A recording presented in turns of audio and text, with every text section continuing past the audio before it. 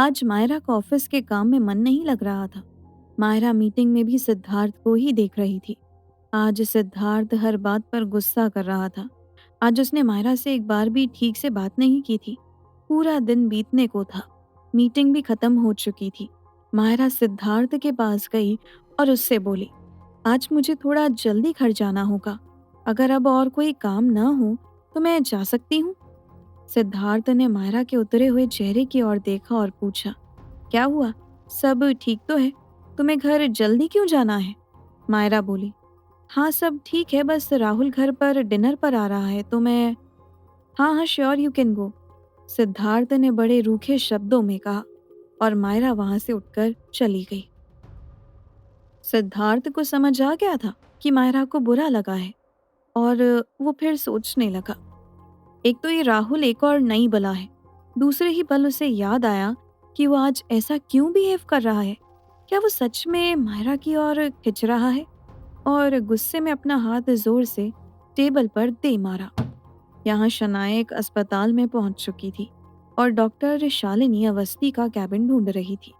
उसे सामने name plate दिखी, डॉक्टर शालिनी अवस्थी, साइकोलॉजिस्ट। शनाया अंदर चली गई। एक अधेड़ उम्र की डॉक्टर बड़ी ही सॉफ्ट सी आवाज में उसे सामने लगी चेयर पर बैठने को बोली। शनाया चुपचाप बैठ गई। डॉक्टर ने उससे तकलीफ पूछी तो शनाया ने उसे अपने मोबाइल में मायरा का एक वीडियो दिखाया। डॉक्टर ने उससे पूछा, पेशेंट कौन है? शनाया बोली, एक्चुअली पेशेंट मेरी बहन है और मैं उसे अभी नहीं लाई, इसीलिए वीडियो बनाकर लाई।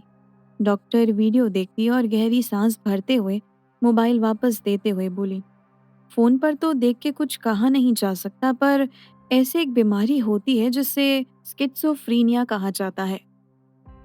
इसमें पेशेंट उसको सच मानता है जो होता ही नहीं है। ये सुनते ही शनाया और इंटरेस्टेड होकर पूछती है, तो क्या ये एक बीमारी है? डॉक्टर बोली, अभी कुछ कह नहीं सकते जब तक सामने से पेशेंट से ना मिले, पर वीडियो देखकर तो यही लगा। शनाया डॉक्टर को ध्यान से सुन रही थी। उसने स्किज़ोफ्रेनिया का नाम इससे पहले कभी नहीं सुना था। वो इसके बारे में सब कुछ जान लेना चाहती थी। वो डॉक्टर से एक के बाद एक सवाल कर रही थी। डॉक्टर ने उससे कहा, अगर इसके बारे में आप और भी डिटेल में जानना चाहती हैं तो एक बहुत फेमस बुक या मूवी देख सकती हैं जिसका नाम है द ब्यूटिफुल माइंड। शनाया हाँ में सर हिलाते हुए पूछती है, क्या इसका पेशेंट बिल्कुल ठीक हो सकता है? डॉक्टर ने कहा, वो तो मैं पेशेंट को देखने के बाद ही बता सकती हूँ। प्लीज़ आप नेक्स्ट मीटिंग में पेशेंट को लेकर आएं। शनाया डॉक्टर के कैबिन से बाहर निकली। उसके दिमाग में तूफान चल रहा था। उसे समझ नहीं आ रहा था। तभी अस्पताल से बाहर निकलते समय कॉरिडोर में महेंद्र भी किसी फ्रेंड के साथ बात कर रहा था कि तभी उनकी नज़र शनाया पर पड़ी। उसने उसे आवाज़ दी, पर शनाया ने नहीं सुना और अपनी धुन में आगे बढ़ गई। यहाँ मायरा ऑफिस से घर आ चुकी थी। सुनैना किचन में डिनर की तैयारी में लगी थी। मायरा को देखते ही सुनैना ने उसे बोला, ऊपर जाकर फ्रेशन अप होके आ जाओ, राहुल आता ही होगा। मायरा अपने कमरे में चली गई। सबसे पहले लाइट बंद करके उसने कार्तिक को याद किया, पर कार्तिक नहीं आया तो मायरा बोली, आज इसको भी पता नहीं क्या हो गया। वो बाथरूम से रेडी होकर बाहर निकली। मायरा ने पर्पल कलर की प्यारी सी ड्रेस पहनी थी जो उसकी खूबसूरती में चार चांद लगा रही थी, पर उसका चेहरा किसी मुरझाए हुए गुलाब सा लग रहा था। एक बार फिर उसने आंखें बंद करके कार्तिक को याद किया।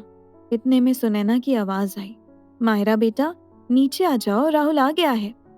उधर शनाया ने अस्पताल से निकलते वक्त पहले सिद्धार्थ को कॉल किया। सिद्धार्थ ने फोन उठाते ही बेरुखी से कहा, हाँ बोलो, तुम्हारे पास बस 2 मिनट हैं। शनाया ने हड़बड़ाते हुए कहा, वो डॉक्टर के पास गई थी और मायरा का वीडियो दिखाया तो डॉक्टर ने इस बीमारी को स्किज़ोफ्रेनिया बताया। सिद्धार्थ शनाया की बातों को बस सुन रहा था, पर कोई जवाब नहीं दे रहा था। शनाया बोले जा रही थी। सिद्धार्थ बिना कुछ कहे कॉल कट कर देता है। फोन रखने के बाद उसके दिमाग में शनाया की बातें घूमने लगी। वो सोचने लगा, कहीं ये सच तो नहीं कह रही थी। सिद्धार्थ का दिमाग उसके काबू से बाहर हो रहा था। अब वो सचमुच मायरा की फिक्र करने लगा था। अगले ही पल सिद्धार्थ ने पॉली को कॉल करके बोला, शहर का बेस्ट साइकोलॉजिस्ट का कल का अपॉइंटमेंट चाहिए, और फ़ोन रख दिया। दूसरी तरफ राहुल, मायरा, सुनैना और महेंद्र सब डाइनिंग टेबल पर डिनर के लिए बैठे थे। बातें चल रही थी। तभी महेंद्र ने सुनैना से पूछा, शनाया कहाँ है? वो डिनर के लिए नहीं आई? सुनैना हिचकिचाते हुए बोली, वो कहीं बाहर गई थी, आती ही होगी। तभी डोरबेल बजी। लो, लगता है आ गई, कहते हुए सुनैना ने दरवाजा खोला। शनाया को देखते ही उसने पूछा, कहाँ रह गई थी बेटा? कहा था ना आज राहुल आने वाला है, घर जल्दी आ जाना। सामने डाइनिंग टेबल पर राहुल को देखते ही शनाया की आंखें चमक उठी। एक नज़र मायरा की ओर फेरते हुए उसने कहा, हाँ मॉम, एक पुरानी फ्रेंड से मिलने चली गई थी, इसीलिए थोड़ी लेट हो गई। और फिर वो राहुल को हेलो करते हुए बोली, मैं अभी 2 मिनट में रेडी होकर आई और अपने कमरे में चली गई। शनाया को रेडी होने में ज्यादा समय नहीं लगा। झटपट तैयार होके नीचे जाने से पहले खुद को आईने में देखा और इतराते हुए खुद से बोली, मैं अब रेडी हूँ मिस मायरा, तुम भी रेडी रहना राहुल के सामने अपनी इंसल्ट कराने के लिए। और फिर वो अपने बालों को झटकते हुए नीचे चली गई। दूसरी तरफ सुनैना राहुल की खातिरदारी करने में कोई कसर नहीं छोड़ना चाहती थी, और राहुल उसके इस बिहेवियर से थोड़ा शाय फील कर रहा था। उसे पहले से ही घर के दामाद वाली फीलिंग मिल रही थी। वो मायरा से बात करना चाह रहा था, पर जब भी कोशिश करता सुनैना उसके सामने कुछ ना कुछ पेश कर देती और वो नहीं आंटी, बस आंटी करके रह जाता। मायरा से राहुल की नजरें नहीं हट रही थी। वो मन ही मन सोच रहा था, ये पर्पल कलर इस पर ऐसा लग रहा है जैसे इसके लिए ही बना हो। लेकिन राहुल की घूरती हुई नजरों से मायरा थोड़ी अनकंफर्टेबल हो रही थी। अब शनाया भी डाइनिंग टेबल पर आ चुकी थी और वो राहुल के बिल्कुल बगल वाली चेयर पर जाके बैठ गई। राहुल और मायरा दोनों एक दूसरे के सामने बैठे हुए थे। शनाया ये जानती थी कि सुनैना राहुल की शादी मायरा से कराना चाहती थी, और इस रंग में भंग डालने का उसे ये एक सुनहरा मौका दिख रहा था। अभी राहुल ने शनाया से पूछा, शनाया कैसा चल रहा है सब? शनाया चहकते हुए बोली, गुड गुड, यू नो, आज मैं अपने एक बहुत पुराने फ्रेंड से मिलने गई थी, कार्तिक, वहीं लेट हो गई। शनाया ने जानबूझकर कार्तिक का नाम लिया और मायरा की ओर देखा। मायरा को खांसी आ गई। कार्तिक का नाम सुनते वो थोड़ा घबरा गई थी। शनाया पानी का ग्लास आगे बढ़ाते हुए बोली, आराम से मायरा, पानी पी लो। तभी महेंद्र ने पूछा, ये कार्तिक कोई डॉक्टर है क्या? शनाया ने जवाब दिया, नहीं डैड, क्यों?